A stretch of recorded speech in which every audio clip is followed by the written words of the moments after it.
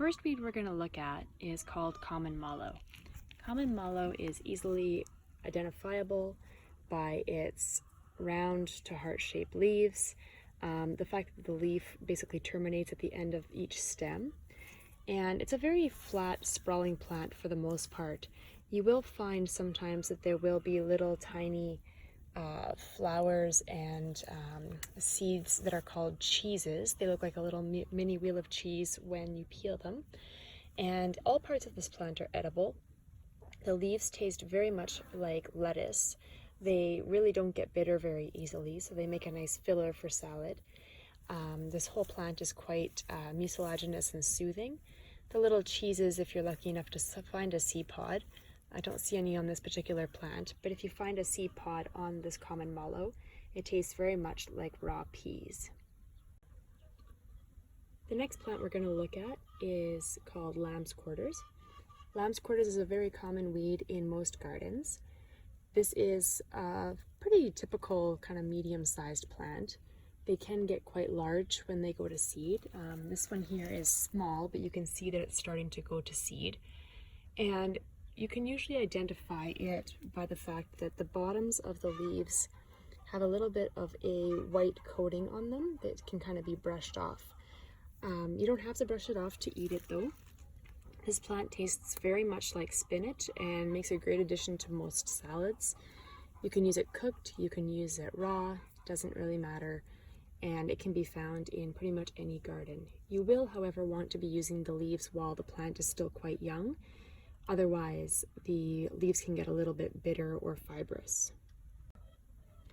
Another common garden weed would be pennycress. Now this is a young example of pennycress. You can see that there's just some white flowers starting to form. As with everything else in the mustard family, the flowers do have 4 petals, 6 stamen, which 4 of the stamen will be long and 2 of them will be short if you look up really close at it. This plant would be about the right size to actually eat the leaves. The leaves at this point would taste quite peppery and a little bit like arugula.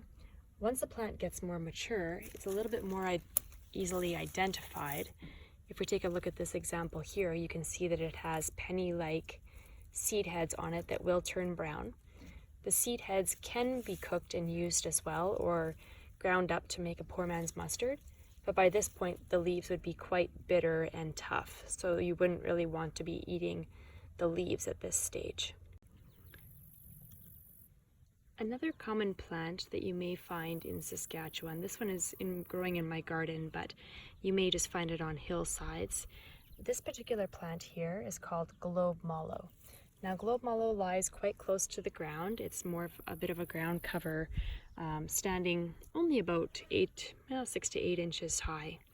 But this plant is edible. The leaves are edible, the flowers are edible like most mallows, and the flowers are really quite delicious on this plant. They even remind me a little bit of those marshmallow fake strawberry marshmallow candies. They're really quite delicious and can be added to any salad. Here we have an entire field of shepherd's purse. The other examples that we showed didn't have very clear seeds on them, but these ones here you can definitely see the little heart-shaped seeds of the shepherd's purse. And if I am able to zoom in effectively here, you will be able to see that each one of these flowers has 4 petals and would have, if you looked very, very closely, it would have 6 stamen, with 4 of them being long and 2 of them being short. All parts of this plant are edible. At this point, the leaves, which you would find basically at the base of the plant, would be really quite bitter and tough. But before it goes to seed, those leaves would be really tender and quite tasty.